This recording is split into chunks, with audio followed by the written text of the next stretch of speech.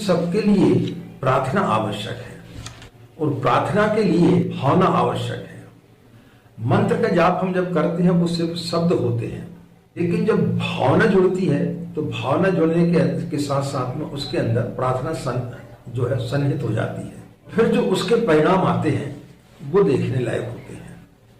California में एक cancer के बहुत बड़े डॉक्टर थे, उनका नाम था मार्क कैनन। उन्हें एक बार किसी कॉन्फ्रेंस में जाना था, वहां पर वे मुख्य अतिथि थे, लेकिन जिस दिन उन्हें जाना था उस दिन इतनी आंधी तूफान आया कि सारी फ्लाइटें वहां पर बंद हो गई थी। वो जितने बड़े कैंसर के डॉक्टर थे उतने ही बड़े वो नास्तिक थे। वो भगवान पर बिल्कुल विश्वास नहीं करते थे। उनके पास में जो भी व्यक्ति उनके जीवन काल में आया वो बिल्कुल ठीक होकर के गया। उनसे बड़ा कैंसर का डॉक्टर कोई नहीं था। जब आंधी तूफान आया, सारी फ्लाइटें रद्द हो गई और उनको जाना बहुत जरूरी था,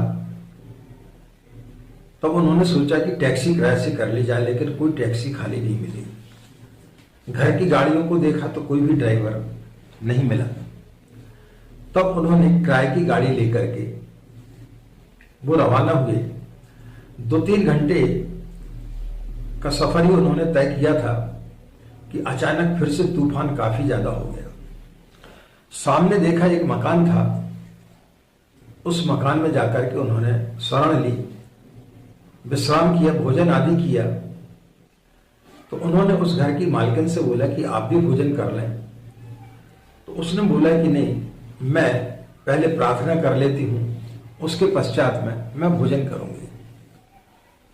तो उन्होंने बोला कि मैं ये प्रार्थना इत्यादि पर कभी भी भरोसा नहीं करता हूं, लेकिन फिर भी आप मुझे बताएं कि आप प्रार्थना किसकी करने के लिए जा रहे हैं।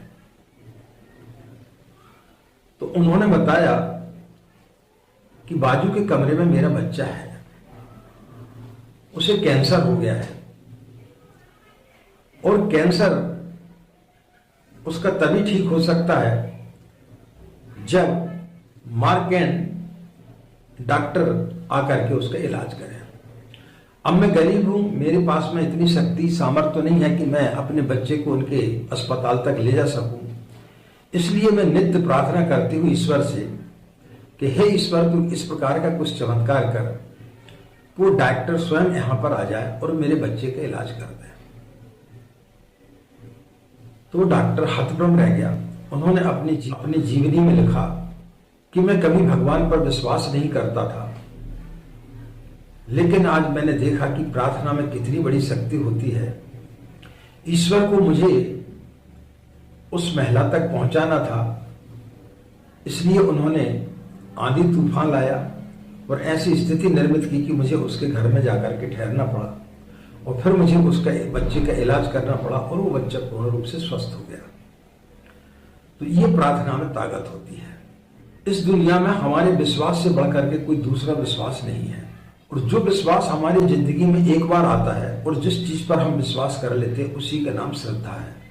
और जब विश्वास और श्रद्धा एक जगह एकत्रित हो जाती है, जिस व्यक्ति के अंदर प्रार्थना करते समय भावना और भावना के साथ साथ में उसके अंदर का विश्वास दृढ़ हो जाता है और उसके अंदर जो श्रद्धा जागृत हो जाती है, उसके पश्चात जीवन में उसको कभी पीछे मुड़ करके नहीं देखना पड़ता, फिर उसकी साधना सफल हो जाती है।